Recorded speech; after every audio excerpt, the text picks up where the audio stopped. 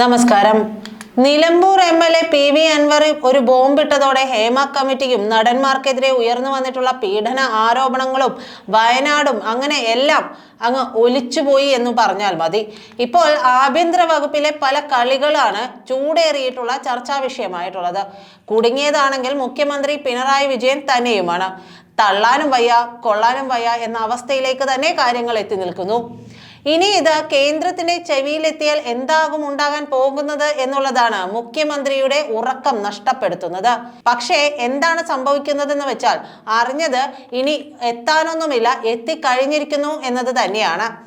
Anwar MLA. ഉന്നയിച്ച phone ചോർത്തൽ ആരോപണം സമഗ്രമായി അന്വേഷിക്കണമെന്നും കുറ്റക്കാരെ ശിക്ഷിക്കണമെന്നും ആവശ്യപ്പെട്ട് കേന്ദ്ര ആഭ്യന്തരമന്ത്രി അമിത്ഷായ്ക്കും DGPക്കും ഇപ്പോൾ പരാതി എത്തിയിരിക്കുന്നതെന്നാണ് ഇപ്പോൾ പുറത്തു വരുന്ന റിപ്പോർട്ടുകൾ. അങ്ങനെയാണെങ്കിൽ ഇനി പാർട്ടി ഇവിടെ കിടന്ന് മെഴുകുന്നത് കൊണ്ട് യാതൊരു കാര്യവും ഉണ്ടാകാനും പോകുന്നില്ല. നേരിട്ടുള്ള കേന്ദ്രത്തിൽ നിന്ന് നേരിട്ടുള്ള ഇടപെടൽ തന്നെയാണ് ഉണ്ടാവുക. പോലീസ് സേനയിലെ തന്നെ ഉയർന്ന റാങ്കിലുള്ള ഉദ്യോഗസ്ഥരുടെ പേരിലാണ് ഈ ആരോപണങ്ങളൊക്കെ ഉയർന്നു വന്നിട്ടുള്ളത്. അതുകൊണ്ട് കേന്ദ്രം ഇത് കണ്ട് രണ്ട് കൈയും കെട്ടി നോക്കി നിൽക്കാനൊന്നും പോകില്ല എന്നുറപ്പല്ലേ. പ്രത്യേകിച്ച് അവിടെ തലപ്പത്തിരിക്കുന്നത് അമിത്ഷാ തന്നെയാണ്. ഇപ്പോൾ കേന്ദ്രത്തിനടക്കം പരാതി നൽകിയിരിക്കുന്നത് റിപ്പബ്ലിക്കൻ പാർട്ടി ഓഫ് ഇന്ത്യ അത്വാവാല വിഭാഗം കേരള ഘടകം സംഘടനാ ജനറൽ സെക്രട്ടറി ആയിട്ടുള്ള RC രാജീവ് ദാസിനാണ്. പി.വി. അൻവറും മലപ്പുറത്തെ മുൻ SP ആയ സുജിത് ദാസും തമ്മിലെ ഒരു ഫോൺ സംഭാഷണം പുറത്തു വന്ന പശ്ചാത്തലത്തിലാണ് അമിത്ഷായ്ക്കും DGPക്കും പരാതി നൽകിയത്. ചാനലുകളിലൂടെ കേട്ട ഫോൺ സംഭാഷണത്തിൽ പലരുടെയും ഫോൺ ചോർത്തിയെന്ന് അൻവർ സമ്മതിക്കുന്നുണ്ട്. വ്യക്തി സ്വാതന്ത്ര്യത്തിലേക്കുള്ള കടന്നുകയറ്റമാണ് ഫോൺ ചോർത്തൽ. പോലീസ് ഉദ്യോഗസ്ഥരുടെയും ഭാര്യമാരുടെയും ഫോൺ ഇത്തരത്തിൽ ചോർത്തിയെന്ന് അൻവർ സമ്മതിക്കുകയും ചെയ്യുന്നുണ്ട്.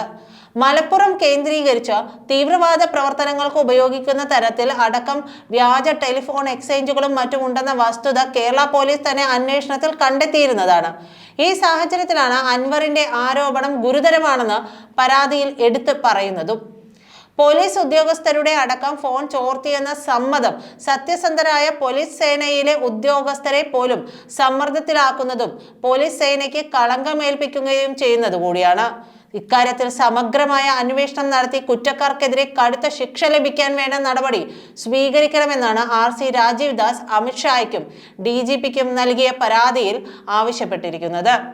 പരാതി കിട്ടിക്കഴിഞ്ഞാൽ ഇനി കേന്ദ്രത്തിന്റെ ഭാഗത്ത് നിന്നും ഉണ്ടാകാൻ പോകുന്ന ഭവിഷ്യത്തുക്കൾ എന്താണെന്ന് വേറെ ആർക്കും അറിയില്ലെങ്കിലും മുഖ്യമന്ത്രി പിണറായി വിജയന് അത് നന്നായിട്ട് അറിയാം. അതുകൊണ്ട് വരാൻ പോകുന്നത് മുഖ്യമന്ത്രിയുടെ ഉറക്കം കെടുത്തുന്ന രാത്രികൾ തന്നെയാണ്. അല്ലെങ്കിലേ മുഖ്യമന്ത്രിയുടെ ചുറ്റും കേന്ദ്ര അന്വേഷണ ഏജൻസികൾ കിടന്ന് കറങ്ങുകയാണ്.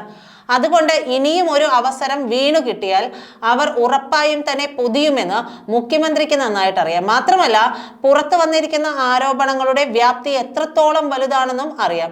ADGP MR Ajith Kumar notorious ക്രിമിനലാണ്. സ്വർണ്ണക്കള്ളക്കടത്തുമായി ബന്ധപ്പെട്ട് MR അജിത് കുമാർ ആളുകളെ കൊല്ലിച്ചിട്ടുണ്ട് എന്നതൊക്കെ വന്നിട്ടുണ്ട്. അജിത് കുമാറിന്റെ റോൾ മോഡൽ ദാവൂദ് ഇബ്രാഹിം ആണോ എന്നുവരെ സംശയിച്ചു പോകും തുടങ്ങി ഗുരുതരമായ കുറ്റകൃത്യങ്ങളാണ് തുറന്നു പറഞ്ഞിരിക്കുന്നത്. അപ്പോൾ ഇതെല്ലാം കേട്ടിട്ട് കേന്ദ്രം എന്തായാലും അടങ്ങിയിരിക്കില്ലല്ലോ. കഴിഞ്ഞ ദിവസം ശോഭാ സുരേന്ദ്രൻ അടക്കം വിഷയത്തെ ഒന്നും കൂടെ ആളിക്കത്തിക്കാനായി മുമ്പിലേക്ക് വന്നിരുന്നു. ശോഭാ സുരേന്ദ്രനും ഇത് തന്നെ ആവർത്തിച്ചിരുന്നു. ADGPക്കെതിരായ കേസ് കേന്ദ്ര ഏജൻസികൾക്ക് വിടാൻ അമിത്ഷായെ കണ്ട് സംസാരിക്കും. 5 അംഗ കള്ളക്കടത്ത് സംഘത്തിലെ ഒരാളാണ് അജിത് കുമാർ. ആ സംഘത്തിന്റെ തലവൻ മുഖ്യമന്ത്രിയാണ്. കേരള മുഖ്യമന്ത്രിയുടെ നയങ്ങൾ മാറ്റിയില്ലെങ്കിൽ മാർക്സിസ്റ്റ് പാർട്ടിയുടെ അന്ത്യം പിണറായിയിലൂടെ നടക്കുമെന്നും പറഞ്ഞിരുന്നു.